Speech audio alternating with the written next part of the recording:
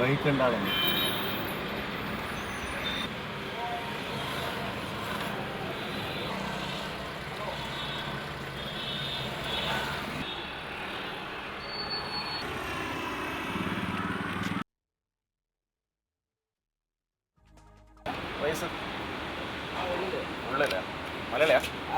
ഒളിക്യാമറയിൽ കൊടുക്കുമെന്ന് ഭീഷണിപ്പെടുത്തി നോക്കി. 100 മുതൽ 500 രൂപ വരെ പിഴ ഈടാക്കുമെന്നും മുന്നറിയിപ്പ് നൽകി നോക്കി.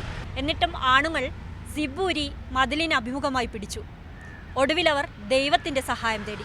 അതെ, ആരെയും ഭയമില്ലാത്ത ഇത്തരക്കാരെ ദൈവങ്ങളെയും മതചിഹ്നങ്ങളെയും ഉപയോഗിച്ച് തുരത്തുകയാണ് ഇവിടത്തുകാർ. ദൈവങ്ങളെന്ന് പറഞ്ഞാൽ 30 മുക്കോടി ഹൈന്ദവ ദൈവങ്ങളും ഹൈന്ദവ ഇതര ദൈവങ്ങളും വരും.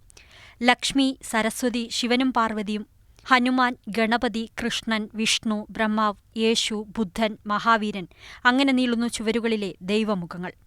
ദൈവത്തെ കണ്ടു പരിചയമില്ലാത്തവർക്കായി മതചിഹ്നങ്ങളും സ്ഥാനം പിടിച്ചിട്ടുണ്ട്. കൂടാതെ ആത്മീയ ആചാര്യന്മാരുമുണ്ട്. ലക്ഷ്യം ഒന്നുമാത്രം: ദൈവത്തെ ഓർത്തെങ്കിലും ഇവിടെ മൂത്രമൊഴിക്കരുത്. വണ്ടികൾ പാർക്ക് ചെയ്യുന്നതും മറ്റും മറയാക്കിയാണ് പുരുഷന്മാരുടെ മൂത്രവിസർജനം. ஃபஸ்ட்டு நாங்கள் நிற்கவும் முடியாது. இங்கே எல்லாம் வண்டி பின்னால் நிற்கும் போது ஃபுல்லாக இங்கே எல்லாம் வந்து ரீசர்ச் போயிடுவாங்க. இந்த ஆட்டோ டிரைவர்ஸ் வருவாங்க. சில பேர் இந்த ரோட்டில் போகிறவங்க இந்த சுகர் பேஷண்ட்டு அவங்க வந்தால் கூட அப்படியே பண்ணிட்டு போயிடுவாங்க. எதனா கேட்டோம்னாக்கா இல்லைப்பா சுகர் பேஷண்ட்டு எங்களால் கண்ட்ரோல் பண்ண முடியாது அப்படின்லாம் இது பண்ணியிருந்தாங்க. அப்புறமா நாங்கள் என்ன பண்ணோம், எல்லாம் சேர்ந்து இல்லை இது க்ளீன் பண்ணிட்டு நம்ம இது பண்ணலான்ட்டு. മറ്റു നഗരങ്ങളെ അപേക്ഷിച്ച് ആവശ്യമുള്ളത്ര ശൗചാലയങ്ങളുള്ള നഗരമാണ് ബംഗളൂരു. എന്നിരുന്നാലും മൂത്രശങ്ക തോന്നിയാൽ ആശങ്കപ്പെടാതെ മതിലിന് അഭിമുഖമായി നിന്ന് കൃത്യം നിർവഹിക്കാനാണ് മിക്കവർക്കും ഇഷ്ടം. ഇതോടെയായിരുന്നു നഗരത്തിലെ സെറാമിക് കടകളിൽ ദൈവ ടൈലുകൾക്ക് ആവശ്യക്കാരേറിയത്.